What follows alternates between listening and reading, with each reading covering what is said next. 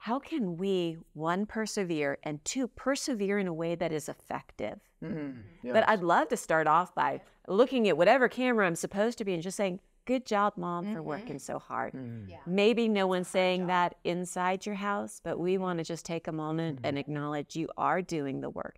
And we would love to encourage you to keep doing Good job, Mom. the good work But of also, motherhood. it's very hard to pour out what you don't have, right? So I have to be full spiritually in order to pour out what I want to pour out, because otherwise the angry reactions will come out instead of this more gentle overflowing from the heart, right? The mouth speaks. So I remind myself, like, Amber, before you try to fix the situation or teach the kids a lesson, like, go back to just being restored and refreshed with the Lord.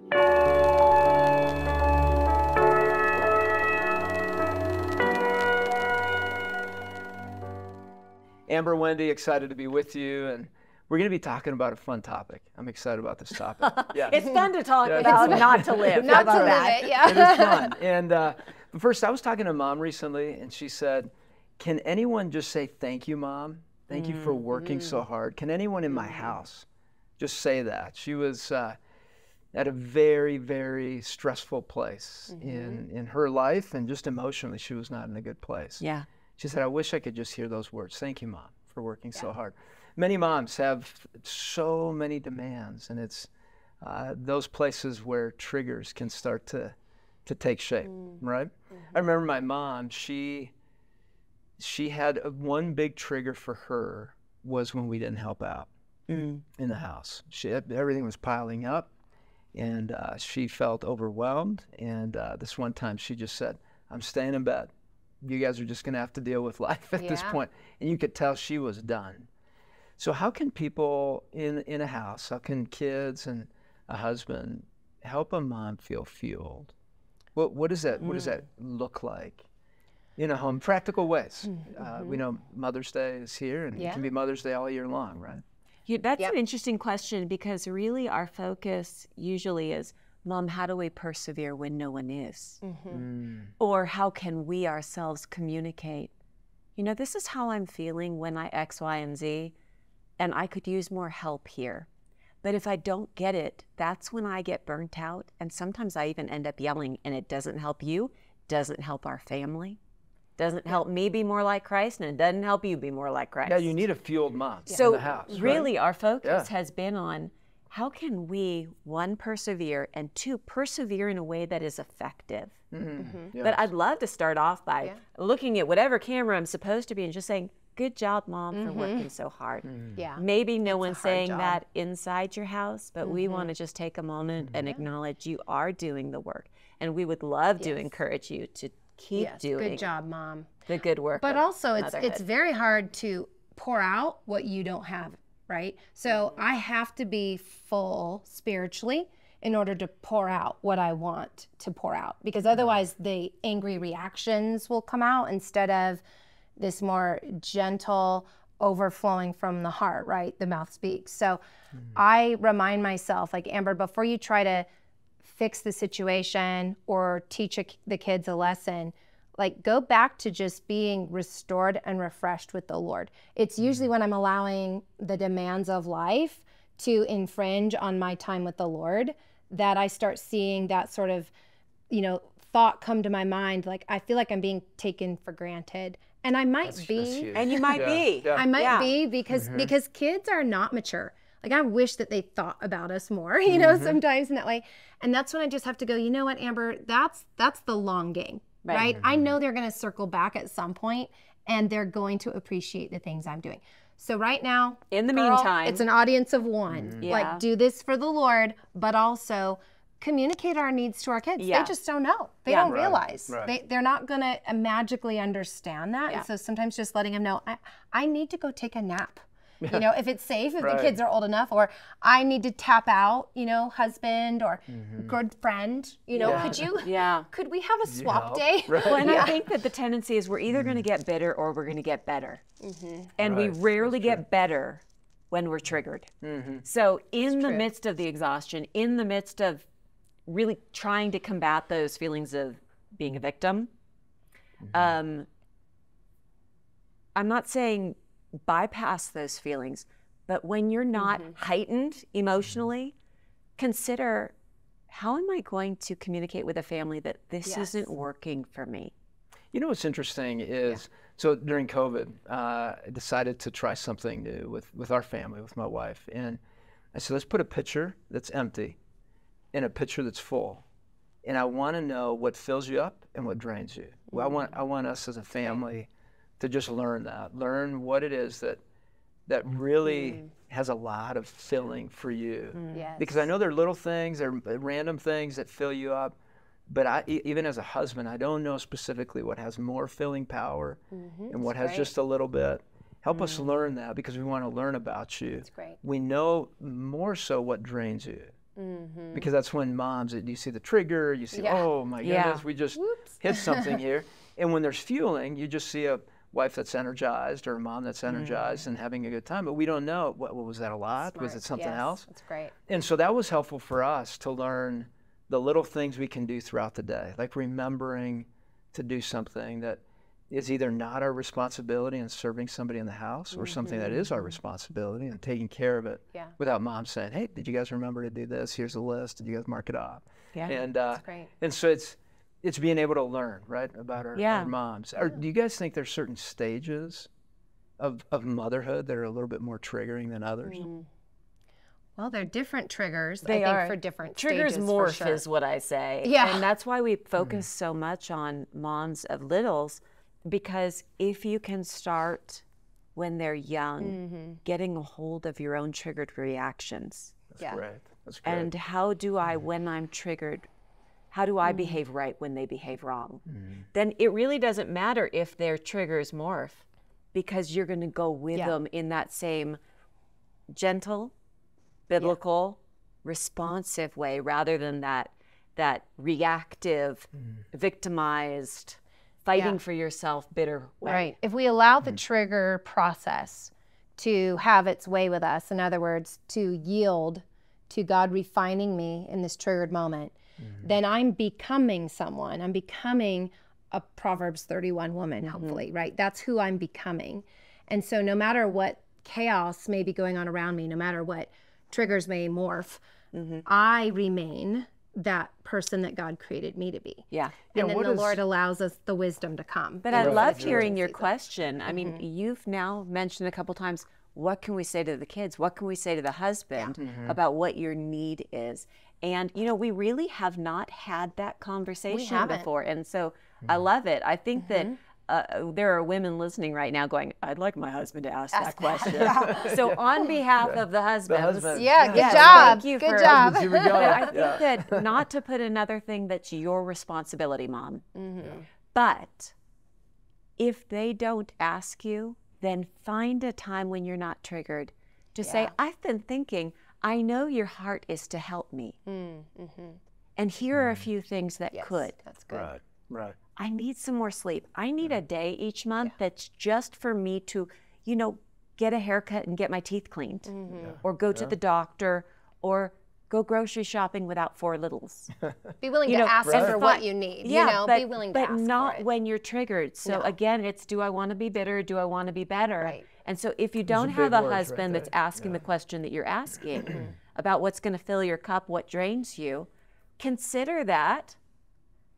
But don't and get then- resentful right, and if then your find a time husband to isn't speak asking it. you that, or your Right, kids aren't asking you right. that. Because it's really easy to be like, well, I wish that my kids would, or my husband would. But instead be like, well, I'm just going to be proactive and ask for what I want or need. And I often think of the fact that my husband married me because he loves me.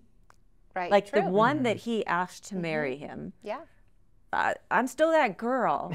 I might not look like her these days. And I'm not just talking about aesthetics. I mean, just our lives are so busy. Yes. They look Stress, so different. yeah. But you said that you wanted to love me well then. Right. So let me just assume that you still want to love me well. Sure. Assume the You best. don't know, assume the best. Believe the best. So can we have a conversation of, I've been thinking about what that might look like. Yeah. And I know it's putting the responsibility back on mom to have the conversation. That's okay. But dads can take ownership here. I think it'd be really good for the whole family to talk about their triggers, because it's not just moms that are triggered, right? Yes. Dads are, kids are triggered. It's good to know those buttons. And what I encourage families to do is put it on the refrigerator. Well, not necessarily the refrigerator, somewhere they can reference, because then, you know, guests may come over and go, oh, these are all their triggers. Yeah. So I see you have a problem. Yeah, there are a lot of buttons here. They're fighting on the couch over who chooses the Friday night movie night. I remember being exhausted as a dad. And we were potty training my son. And I was watching him standing right next to the toilet. He was getting ready to go, and the rice, I was going, yes, son. He steps over just to the side, looks at me, and just starts peeing on the floor. I was going, what is this, right? What just happened? And in those moments, the tired moments, the stress moments, that's when we can respond, or react, actually, instead of respond. It's important for us to understand that everyone in the home has some form of trigger, and it's important to learn those with each other. So I love the fact that you said each stage has different triggers to it, kind of unique to the stage and what happens. Yeah, hopefully your 17-year-old is not still doing that. Yeah, stepping to the side. Bigger questions. Let's hope. He still looks you in the eyes and says, I'm going to do what you asked me not to, perhaps, but it's not that. Let's talk about strong-willed kids. Because those are the ones that can create triggers upon triggers all, you know, throughout the development. But first, before we go there, let's just make sure everybody understands, what does a trigger mean? What does that even look like? You guys talk about internal and external triggers. Let's just do a quick overview on internal, external. What is that? Well, triggers are the things that set us off. External are the obvious ones, like why can't they get their shoes on and get in the car? Their sibling rivalry, there's the back talk. So things you can't control. They keep getting out of bed and you do this, therefore I do that. I react in anger because I'm externally triggered, rather than responding in gentleness when you do wrong. Internal triggers, and I think there's an element of an internal what's going on, even when the problem is external. But there are some things like, I'm exhausted.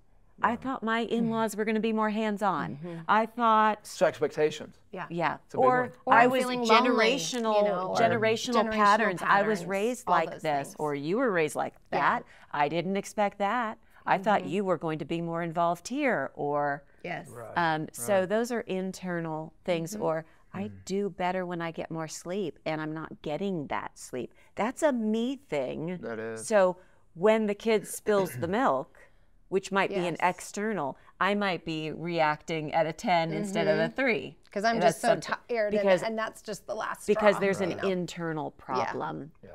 So those are our triggers. So what happens then with a strong-willed child? Because that's a combination of external and internal. Yeah, it really is. A big combination of the two. Let's talk about that. Well, what does that look like? So I think with all of our kids, I've learned to, first of all, I think that painting a picture of who they can become is far more effective than our disappointment or our frustration. And what it looks like today. So today, they're this strong-willed child, and they're just butting heads, right? But believing the best about them, which is sometimes hard to do in the moment, but to say, okay, how is this actually a good quality? You know, that's my job as mom. I now have the privilege to help guide them to use that gumption, that strong will for good, for their good, and for the good of God's kingdom. And so that's imperfectly refined, isn't it? Absolutely, absolutely. And so, you know, taking that moment with that child and saying, this is not an opportunity for me to engage in arguing with them. That's not my role. And so I will say, oh, you know, I'm so sorry that you're talking with me this way, because that's not how we talk in our home with one another. We want to talk with loving kindness, and you can communicate clearly with me. And so let's try that again. You know, it's just, again, reminding them of who they are, reminding them of the appropriate ways to push back that are, you know, covered in respect. And then guiding them in that direction, knowing I don't want to squash this in them, and not internalizing it like, oh, they're just, you know, defying me, which they may be defying me, but it's not really so much about me. You know, if they are in a sinful situation, they're sinning against God. And so I get to help them awaken to that knowledge. So let's say a child is screaming. Right, and strong-willed kids get there pretty fast sometimes. depending on just a variety of factors. But they are, mom or dad, both are talking to the child, and the child says, no, I don't want to do that. I don't want to wash dishes, even though it's their turn to wash dishes. Yep. Loving consequence and mom says, no, you do need to wash dishes. Yeah. This is your time. They start throwing an all-out tantrum. Right. Start yelling, screaming, saying hurtful things. What happens there? How does a mom maintain the buttons from getting pushed? Like just a covering over that button, right? That is right now, that child is just in our flesh, we will always respond wrong. Yeah. I mean, in a triggered moment, if we've not prepared a better response, they don't come naturally, but they can come supernaturally. So if we get with the Lord and say, hey, I'm noticing that I'm always surprised when they push back on household chores, for example, doing the dishes. So I'm going to spend some time to figure out how I can respond right when they behave wrong. We have a friend, Monica Swanson, who says that she always considers what's the kid's currency. But she thinks through it first. Like, what's the natural consequence, or what's their currency? And hey, if you want to push back now, then you can spend that time in your room not pushing back against me. And when you're ready, you can come out and they'll still be waiting for you. Well, I'm not going to do it then. Well, you are going to do it eventually, and until you do, you won't be going to soccer practice. This is just basic respect of being a member of a family. So that's my lecture. That's my, I presented it. And so if in a couple of weeks he does the thing again, I don't need to give the same lecture. I just need to hold the consequence and say, uh-oh, what a shame. Are we really going to do this again? You have the choice. I will stay calm and I will love you. But we're not going to going to argue. What I love about what you're saying is the looking beyond that moment and understanding that there are going to be moments like these in the preparation for the moment. Preparation. It's not oh no, we're here again, right? Yeah. It's going to happen again. How do I prepare for it? Because you're going to have to listen and look what's behind the behavior, right? What is the perception? What is the goal for this child? She's really good at that, at the what's going on that makes you, I mean, and it's with curiosity. You can ask them in the moment. I love the curiosity. You can ask them in the moment. It sounds like you're really, like, I see that you're resisting this right now. Can you tell me, is there something going on? Right. And sometimes they're like, well, my friend at school, you know, and I'm like, oh, so that's what this is about. It's not really about me. It's not really about the dishes. They've felt powerless in a situation with a friend. There's something else going on. That's what's really beneath the surface. Now, if I rush in and I'm just angry and I punish them, now I've missed the opportunity to learn a little bit more about what's going on with my child. And if I've coached them well enough with my expectations, like this is what we do.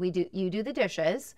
And if you don't, here's the loving consequence. And I'm so sorry you made that decision, but now, you know, this other thing will be removed, or whatever the case may be that we've agreed on, you know, is the disciplinary measure. But and you miss that teachable moment. Yeah. But sometimes there isn't something beneath. Sometimes they're just being willful. If we're talking about strong-willed children, sometimes it's just, I got muscle. Yes. You're trying to contain the muscle, Mom, and I'm a man. You know, the 3-year-old. They don't even know why they're doing it. They don't know why they're doing it. They're just doing it. But what we've learned is if you come in with your guns, you know, shooting off, and your spittle flying and your eyes are bulging and your nostrils are flaring, I tell you, they will miss a teachable moment. You have usurped it, you have thwarted it, you have pulled the rug out from under them, and all the analogies, now they're right? just mad at you. All they see is you, and they're like, that's what's wrong. You're the bad guy. You are. Because but if you stay calm, do you know what's going to happen? They're probably going to know they did wrong. I'm reminded of the scripture that says it's the kindness of the Lord that leads us to repentance. And I believe that as representatives of the Lord, it's our kindness that has much more potential to lead them to repentance than our unkindness. Yeah, the curiosity, the trust that can be built. But you have to be ready. Helps you get to the bottom of really what's going on. And I don't think they stay in that really like angry, rebellious place very long. Unless when they're relational issues, right? Unless Yeah. it's a relational issue. Yeah. If we are And if there's consistently a being pattern that we a learn safe that place. works. Yeah. But if we're consistently a safe place and we're curious about it and we're giving them loving boundaries and consequences, we're seeking to understand more than to fix the problem that's affecting me as mom. Right now, I don't like this situation. Then a lot of those situations begin to minimize over time. Yeah. You know, it's interesting. There was a study, 2019. It was 1,000 teenagers, 15 to 19 years old. And they wanted, actually it was 14 to 19, they wanted to see how they responded to a mom's tone. And they found that teens are much less likely to respond to a controlling tone in their mom, in a positive way, right? Sure. Responding in a positive way. It's a power struggle. So it's important to understand that tone even makes a difference, body language. Oh, totally. And triggers can show up not only in words, but in body language, That's right. in other ways it can squeeze out. Even though you're saying, hey, I'm controlling my tongue. There can be a facial look, there can be an eye look, right? There can be all kinds of things that come out. So what I'm hearing from you guys, and I think it's fantastic, is that there's a self-regulation that needs to take place. You need to show up ready for what is going to be asked of you as you're a mom in moments that are messy, that are difficult, and whatever you need to do to take care of yourself and to manage that beforehand.